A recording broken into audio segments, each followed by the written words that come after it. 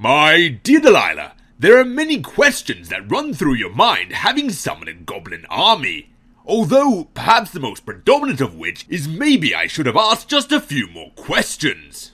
You see, my dear Delilah, as I stand upon the killing grounds, I realize that it never really informed me of the exact nature of the Goblin Army of which I was summoning. Are they friends, are they foes, or are they entirely indifferent? All that was certain, my dear Delilah, were that they were coming my way.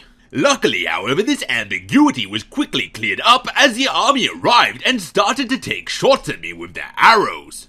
Now, it is true and could certainly be argued that being completely non-human, this was simply their way of communication, and if so, the bloody carnage and straight-up massacre that followed could no doubt be considered to be a ripping conversation. They had at their disposal archers, soldiers, warriors, and thieves. However, my dear Delilah, had being the operative word, because, my dear Delilah, I'd wager following this encounter, the Goblin Army now has very little. However, my dear Delilah, once the battle was won and the goblins' corpses settled down into their future career of decomposing and fertilizing the land, I realized that despite arising victorious, I was in no better position than I had been before I had summoned a Goblin Army with the intention of killing me.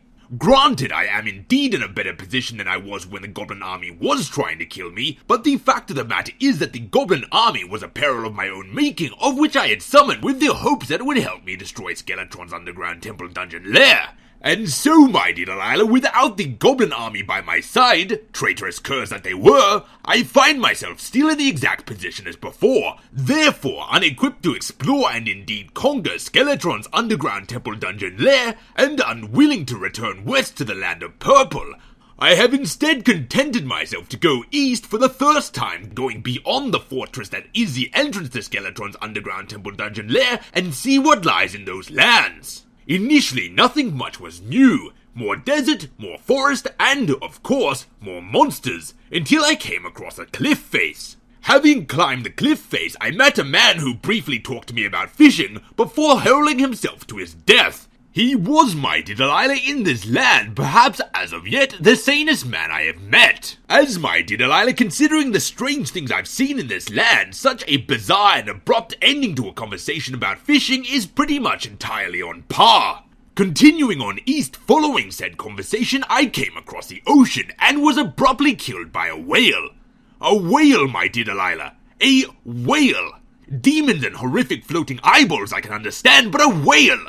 So miffed was I over this outcome that I did not even make the pun about it being a killer whale, but instead simply returned back to the ocean after respawning, recollected my items, and paved over the entire ocean as recompense. I can, my dear Delilah, now no doubt enjoy Moby Dick with an entirely new level of relatability. However, my dear Delilah, this is not something I count myself as being entirely lucky for.